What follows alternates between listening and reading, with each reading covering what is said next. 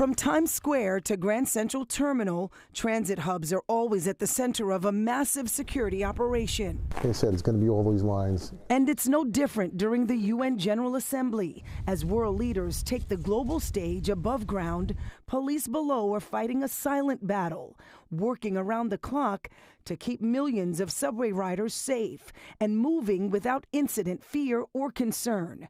What adds to some of the planning this year is the political climate and continued tensions overseas. We're always looking at it. We're getting intelligence briefs. We're looking at what's going on around the world.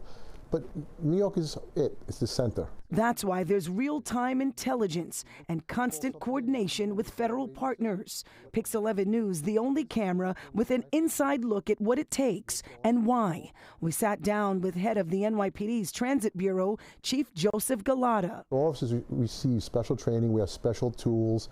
Even our canine units, they're trained differently. We work very closely with the MTA, so if anything happens, we know how to shut off power, restore power, bypass locations. The chief says it's a combination of old school police work, special training, more visible officers, and canine sweeps. What will the dogs be looking for? These dogs can detect explosives, and they're also very high visibility out there as well. And as usual, the department is putting every resource in place, just out of an abundance of caution. These devices here are the ones we use in the tunnels, infrared, and here is radiation detectors. And these are all breaching tools. If we do need to get into the subway quickly or someone barricades a gate or a door, we're ready to go right in. And of course, there is also what you can't see and what we can't show on TV.